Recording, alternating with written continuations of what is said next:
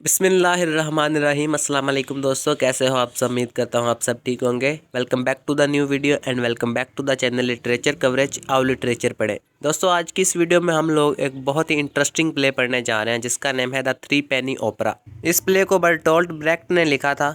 Bertolt Brecht एक famous German play right, poet और theatre director था। ये एक थिएटर प्रैक्टिशनर भी था। थिएटर प्रैक्टिशनर का मतलब ये है कोई ऐसा पर्सन जो कि थिएटर में मुख्तलिफ ड्रामाज की, मुख्तलिफ परफॉर्मेंसेस की अरेंजमेंट करे। थिएटर प्रैक्टिशनर कोई डायरेक्टर, कोई ड्रामाटिस्ट, कोई एक्टर, कोई डिज़ाइनर होता है एक थिएटर में। बर्टोल्ट ब्रेक्ट 10 फरवरी 1898 को जर्मनी में पैदा हुआ था और 14 अगस्त 1956 को इसकी डेथ हो गई थी जर्मनी में ही।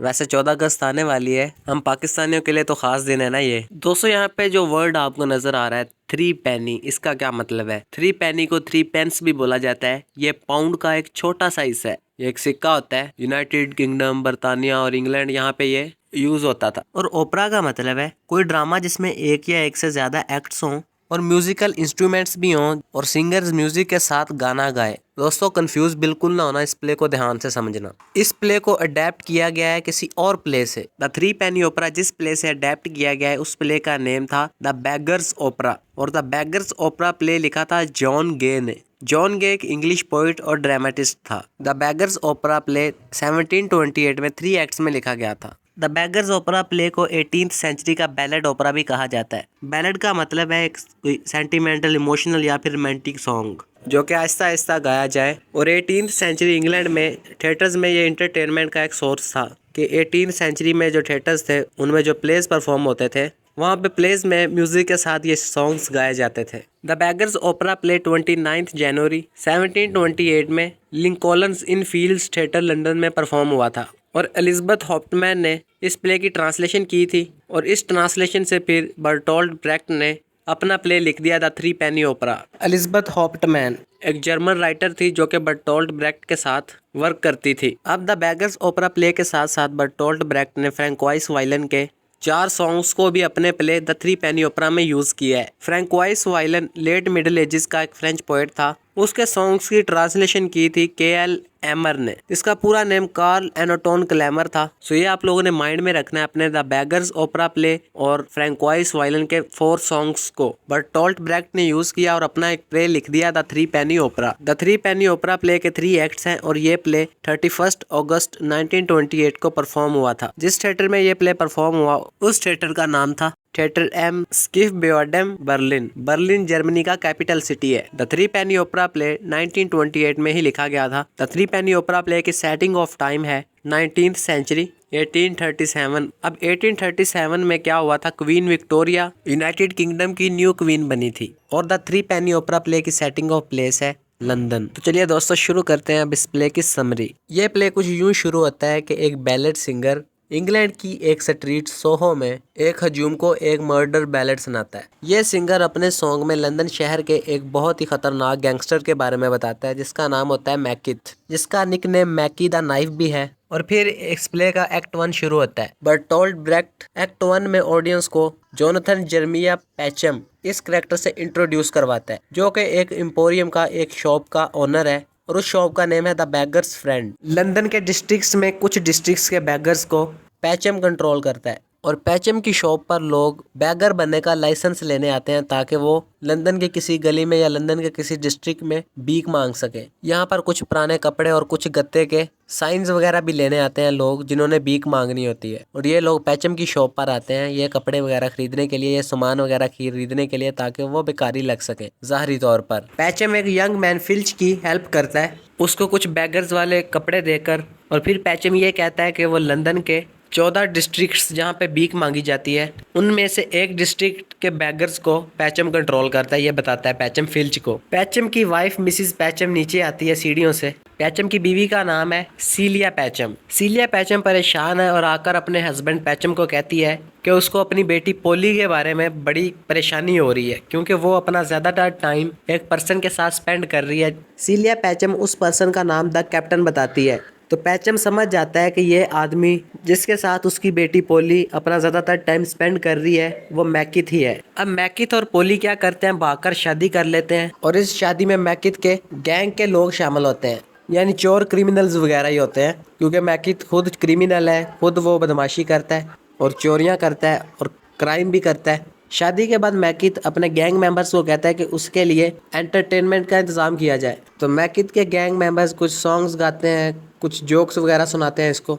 फिर पोली एक गाना सुनाती है एक बारमेड के बारे में। अभी पोली का गाना खत्म ही होने वाला होता है कि मैकित की गैंग का एक आदमी कमरे में आता है और मैकित को बताता है कि पुलिस आ रही है, लेकिन मैकित घबराता नहीं है, वो सुकून से बैठा रहता है। उसके बाद लंदन का शेरिफ एक पुलिस ऑफिसर टाइगर ब्राउन आता है कमरे में।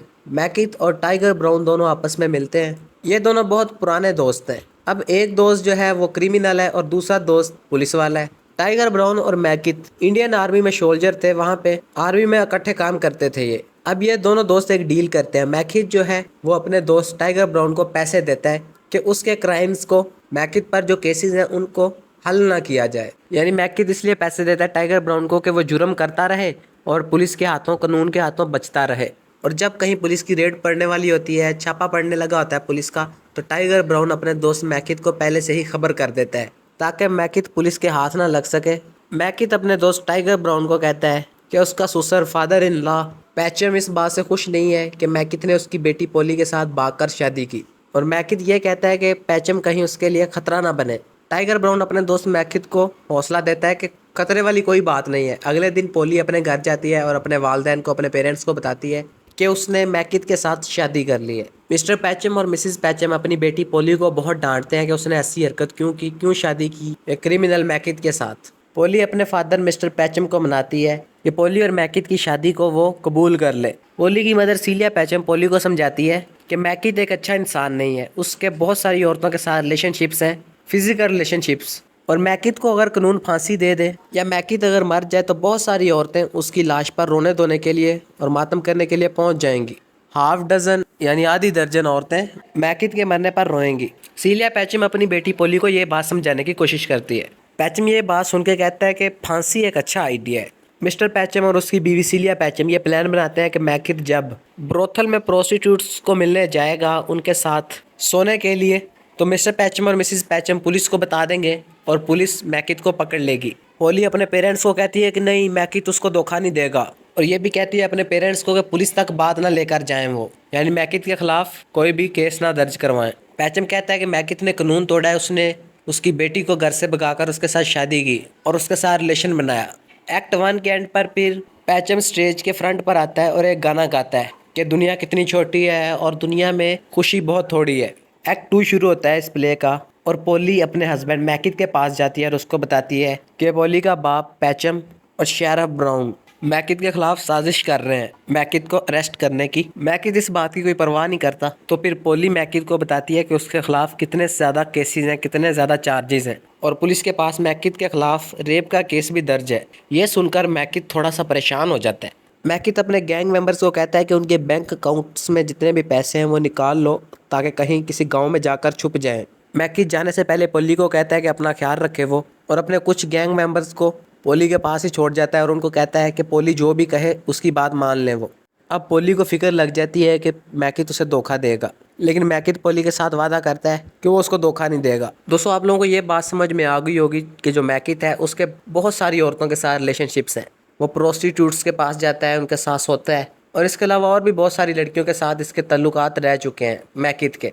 तो मिसिस पैचम क्या करती है, वो एक प्रोस्टिट्यूट के पास जाती है जिसका नाम होता है गिनी जैनी। गिनी जैनी वैपिंग के एक ब्रोथल में काम करती है। वैपिंग लंदन में एक जगह का नेम है। मिसिस पैचम गिनी जैनी को कहती है कि अगर वो मैकित को कहीं भी देखे तो पुलिस को बता दे। गिनी जैनी आगे से जवाब देती है मिसिस पैचम को कि उसकी नई नई शादी हुई है मैकित की, वो क्यों आएगा अब प्रोस्टिट्यूट्स के पास। तो मिसिस पैचम कहती है कि मैकित जैसा आदमी औरतों के पास जाने से खुद को रोक नहीं सकता। तो ऐसा ही होता है। मिसिस पैचम के कहने के मुताबिक मैकित ब्रोथल में पहुंच जाता है। मैकित जैनी के साथ मिलता है और दोनों एक गाना गाते हैं कि माजी में, पास्ट में वो लवर्स होते थे, उनका रिलेशनशिप था, लेकिन मैकित ने मार पीट कर जैनी को एक प्रोस्टिट्यूट बनने पर मजबूर कर दिया और उसे दूसरे आदमियों के पास भेज दिया। और मैकित जैनी को मारता भी था जब जैनी ज़्यादा पैसे नहीं कमाती थी। मैकित और जैनी के फिजिकल रिलेशनशिप्स की वजह से जैनी प्रेग्नेंट हो गई और जैनी और मैकित का बच्चा ज़ाया हो गया, या फिर जैनी ने खुद वो बच्चा ज़ाया कर दिया, जिसकी वजह से जैनी और मैकित का रिलेशनशिप टूट गया।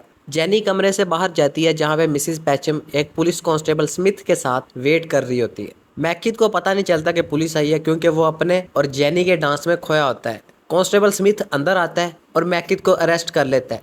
मैकिथ की गैंग का एक मेंबर हुक फिंगर जैकब वो भाग जाता है और बाकी गैंग मेंबर्स को जाके होशियार कर देता है और उनको बताता है कि मैकिथ को अरेस्ट कर लिया है पुलिस ने। कांस्टेबल स्मिथ मैकिथ को ओल्ड बैले ले जाता है, जो कि इंग्लैंड की एक सेंट्रल क्रिमिनल कोर्ट है। ओल्ड बैले में टाइगर ब्राउन पहले से ही परेशानी की हालत में वेट कर रहा होता है मैकिथ का और कांस्टेबल स्मिथ का। और जब मैकिथ वहां पे पहुंचता है तो टाइगर ब्राउन मैकिथ से माफी मांगता है कि टाइगर ब्राउन का भी हाथ है मैकिथ को अरेस्ट करने में। मैकिथ को बड़ा गुस्सा आता है और वो घूर कर देखता है अपने दोस्त टाइगर ब्राउन को। फिर मैकिथ जेल के अंदर अकेला बैठा होता है कि लूसी ब्राउन आती है वहां पे। लूसी ब्राउन टाइगर ब्राउन की बेटी है और मैकिथ ने पहले से ही लूसी ब्राउन के साथ शादी की होती है। लूसी ब्राउन आकर मैकिथ के साथ बहस करनी शुरू कर देती है, गुस्से से बोलने लग जाती है। लूसी मैकिथ को बताती है कि वो प्रेग्नेंट है और मैकिथ ने उसे अकेला छोड़ दिया। ये दोनों बातें कर रहे होते हैं मैकिथ और लूसी के। पोली भी वहाँ पे आ जाती है। अब पोली जब वहाँ पे आती है तो पोली को और लूसी को दोनों को पता चलता है कि मैकिथ ने उन दोनों से ही शादी की हुई है। तो फिर से बहस शुरू हो जाती है, दोनों औरतें आपस में लड़ने लग जाती हैं, लूसी और पोली। मैकिथ दोनों औरतों को चुप करवाता है और उनको कहता है कि वो दोनों से ही प्यार करता है, लूसी से भी और पोली से भी। मिसिस पैचम आती है और अपनी बेटी पोली को घसीट कर ले जाती है। मैकिथ फिर लूसी को कहता है कि वो जब जेल से छूटेगा, जेल से रहा होगा, तो वो उससे मिलने जाएगा। फिर मैकिथ लूसी को कहता है कि उसकी हैट और उसकी स्टिक उसको दे दी जाए और उस हैट में असल में एक बड़ा सारा चाकू होता है, नाइफ होता है। लूसी फिर मैकिथ की हैट और उसकी स्टिक उसको दे देती है और चली जाती है। और फिर जब स्मिथ देखता है कि मैकिथ के पास चाकू है, वो चाकू लेने आता है इससे। और मैकिथ क्या करता है, मौके का फ़ायदा उठा के भाग जाता है जेल से। टाइगर ब्राउन को जब पता चलता है कि पुलिस वाले मैकिथ को पकड़ नहीं सके और मैकिथ भाग गया है, तो उसको बहुत गुस्सा आता है पुलिस वालों पर। फिर मिस्टर पैचम आता है। मिस्टर पैचम ने पुलिस की हेल्प की होती है मैकिथ को पकड़ने में, तो वो अपना इनाम लेने आया। लेकिन जब वो आकर देखता है तो उसे पता चलता है कि मैकिथ भाग चुका है और पुलिस उसे पकड़ने में नाकाम रही और पुलिस अपनी नाकामी पर शर्मिंदा है। अब मिस्टर पैचम टाइगर ब्राउन को कहता है अगर उसने मैकिथ को दोबारा से अरेस्ट ना किया तो कुछ दिनों के बाद इंग्लैंड की न्यू क्वीन जो बनेगी वो शेरिफ टाइगर ब्राउन को सजाए मौत देगी। फिर मैकिथ और जेनी ये दोनों एक गाना गाते हैं और एक्ट 2 भी खत्म हो जाता है। फिर द 3 पेनी ओपरा प्ले का एक्ट 3 शुरू होता है। मिस्टर पैचम बहुत सारे बैगर्स को इकट्ठा करता है और उनको कहता है कि वो न्यू क्वीन की कोरोनेशन सेरेमनी को डिस्टर्ब करेंगे एहतजाज करके। कोरोनेशन सेरेमनी एक ऐसी सेरेमनी होती है जिसमें न्यू किंग या न्यू क्वीन को ताज पहनाकर किसी मुल्क की गवर्नमेंट दे दी जाती है। तो मिस्टर पैचम इसलिए बैगर्स के साथ एहतजाज करना चाह रहा है और न्यू क्वीन की कोरोनेशन सेरेमनी को डिस्टर्ब करना चाह रहा है, इसलिए ताकि पुलिस जो है वो मैकिथ को दोबारा से अरेस्ट करे। गिनी जेनी दूसरी प्रोस्टिट्यूट्स के साथ मिसिस पैचम के पास आती है और अपनी रकम मांगती है। असल में मिसिस पैचम ने जेनी के साथ ये डील की होती है कि अगर जेनी पुलिस की हेल्प करे मैकिथ को पकड़वाने में तो मिसिस पैचम उसे इनाम देगी, कुछ पैसे देगी। तो अब जेनी अपने पैसे लेने आई है, तो आगे से मिसिस पैचम बताती है कि वो जेनी को पैसे नहीं देगी क्योंकि मैकिथ फिर से भाग गया है पुलिस स्टेशन से, जेल से। जेनी फिर से मिसिस पैचम को बताती है कि मैकिथ सुबह सुबह उसके रूम में आया था उससे मिलने और दूसरी प्रोस्टिट्यूट्स के रूम में भी गया मैकिथ। जेनी ये भी बताती है कि मैकिथ अब एक प्रोस्टिट्यूट के पास है जिसका नाम है सूकी टॉडरी। मैकिथ अब इसके घर पर होता है। जेनी पैसों के लिए मिसिस पैचम को फिर से मैकिथ की लोकेशन के बारे में बता देती है।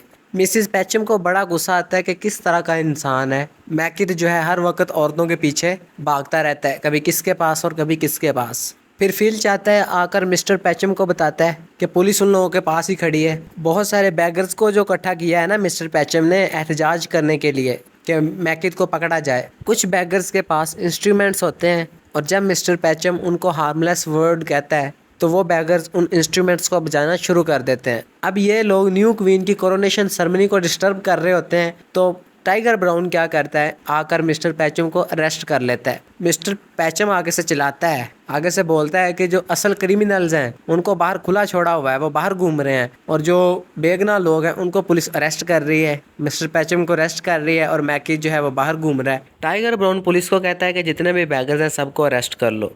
इस दौरान पैचम के बैगर्स का जो बैंड होता है वो इंस्ट्रूमेंट्स बजाना शुरू कर देता है और पैचम एक सॉन्ग गाता है और टाइगर ब्राउन को कहता है कि वो बैगर्स को अरेस्ट कर रहा है लेकिन इसका कोई भी फ़ायदा नहीं होगा उसको। पैचम ब्राउन को यह बात फिर से याद दिलाता है कि बैगर्स को जिन्होंने कोई भी जुर्म नहीं किया उनको कोरोनेशन सेरेमनी के टाइम पर मारना पीटना ये बहुत बुरी हरकत है जो कि पुलिस कर रही है। टाइगर ब्राउन पैचम की बात समझ जाता है कि बैगर्स का कोई जुर्म नहीं है और फिर टाइगर ब्राउन पुलिस को कहता है कि मैकिथ को ढूंढो और उसको अरेस्ट करो। ओल्ड बैले में टाइगर ब्राउन का क्वार्टर होता है, वहाँ पे उसकी बेटी लूसी भी रह रही होती है। तो लूसी से पोली मिलने आ जाती है और पोली लूसी से माफ़ी मांगती है। लूसी और पोली दोनों को इस बात का अंदाज़ा हो जाता है कि उन्होंने एक बुरे आदमी मैकिथ के साथ प्यार किया।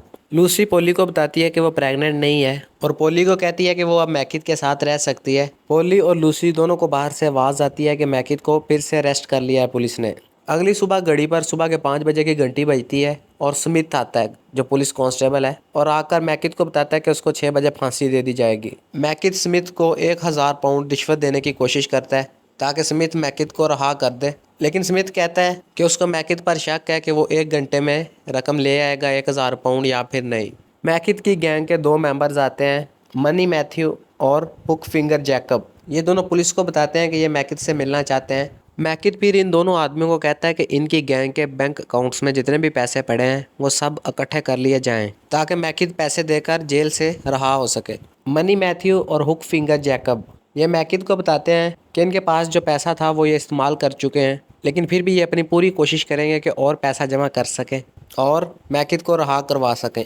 फिर पोली आती है, वो बड़ी परेशान होती है और मैकिथ से आकर अपनी मोहब्बत का इजहार करती है उससे। मैकिथ फिर पोली से पूछता है क्या उसके पास पैसे हैं, तो पोली आगे से रोने लग जाती है और स्मिथ उसको खींचता हुआ बाहर ले जाता है। फिर टाइगर ब्राउन अपने दोस्त मैकिथ के लिए उसका आखिरी खाना लेकर आता है और अपने पुराने दोस्त मैकिथ के साथ बैठ जाता है। मैकिथ खाना खाने लग जाता है और फिर टाइगर ब्राउन के साथ बात करता है। मैकिथ कहता है कि वो टाइगर ब्राउन का कर्जा उसको वापस कर देगा, लेकिन टाइगर ब्राउन फिर पैसों के हिसाब किताब की एक बुक निकालता है और मैकिथ को बताता है कि उस पर कितना ज़्यादा कर्ज है। मैकिथ गुस्सा हो जाता है और कहता है कि उसने इतने साल तक दोस्ती निभाई, इतने साल तक उसने पैसे दिए टाइगर ब्राउन को और टाइगर ब्राउन उसको फांसी की सज़ा से भी नहीं बचा सकता। तकरीबन 1 घंटे के बाद 6 बजे मैकिथ को फांसी दे दी जाएगी। फिर 6 बज जाते हैं। टाइगर ब्राउन को गुस्सा आ जाता है मैकिथ की बातें सुन के और वो कांस्टेबल स्मिथ को कहता है कि मैकिथ को फांसी वाली जगह पर लेके जाया जाए। कांस्टेबल स्मिथ आता है जेल के अंदर और बड़ी चालाकी से मैकिथ को कहता है कि अभी भी टाइम है जेल से निकलने का और फांसी से बचने का, अगर मैकिथ पैसे दे दे पुलिस को। मैकिथ फिर ये बात मान लेता है और कहता है कि अब कोई भी नहीं है जो उसके लिए पैसों का इंतज़ाम करे और उसको जेल से छुड़वा सके। मैकिथ को फिर फांसी देने वाली जगह पर लेके जाया जाता है। मिस्टर पैचम, मिसिस पैचम, पोली, लूसी, मैथ्यू, जैकब, जेनी और बहुत सारे लोग कमरे में आ जाते हैं और सभी रो रहे होते हैं और मैकिथ को गुड बाय कहते हैं। जो लोग मैकिथ को पसंद नहीं करते वो भी दुखी होते हैं क्योंकि अब वो मरने जो लगा है। जैसे ही घंटी पर 6 बजे का टाइम होता है, मैकिथ एक गाना गाता है और कमरे में जितने भी लोग होते हैं उनसे रहम की भीख मांगता है। पुलिस वालों से, मिस्टर और मिसिस पैचम से, लूसी से, पोली से और कुछ प्रोस्टिट्यूट से। स्मिथ फिर उस जगह पर ले जाता है मैकिथ को जहाँ पर उसको फांसी दी जाएगी, लेकिन जैसे ही मैकिथ को फांसी देने लगे होते हैं, टाइगर ब्राउन क्वीन की तरफ से एक माफ़ीनामा लेकर एंटर होता है। उस माफ़ीनामे में लिखा होता है कि मैकिथ को छोड़ दिया जाए और मैकिथ को क्वीन की तरफ से एक बहुत ही अच्छी जॉब दी जाती है, एक घर दिया जाता है और उम्र भर के लिए पेंशन भी। सभी लोग ये बात सुनकर बहुत खुश होते हैं कि मैकिथ फांसी से बच गया, मरने से बच गया और रहा हो गया। पैचम फिर ऑडियंस को बताता है कि वो एक प्ले देख रहे हैं, एक ड्रामा देख रहे हैं और पैचम ऑडियंस को यह याद दिलाता है कि प्लेज़ में, ड्रामों में कहानी की जो एंडिंग है वो बैड नहीं होती, लेकिन रियल लाइफ में कुछ कहानियों की, कुछ प्लेज़ की, कुछ ड्रामों की एंडिंग बहुत बुरी होती है। सभी लोग मिलकर फिर एक गाना गाते हैं और ऑडियंस को ये बात याद दिलाते हैं कि इस दुनिया में तन्हाई है और बहुत सारे जुर्म होते हैं इस दुनिया में। तो दोस्तों, इसके साथ ये प्ले एंड हो जाता है। उम्मीद करता हूँ आप लोगों को इस प्ले की समझ आई होगी। आज की वीडियो यहीं पे एंड करते हैं।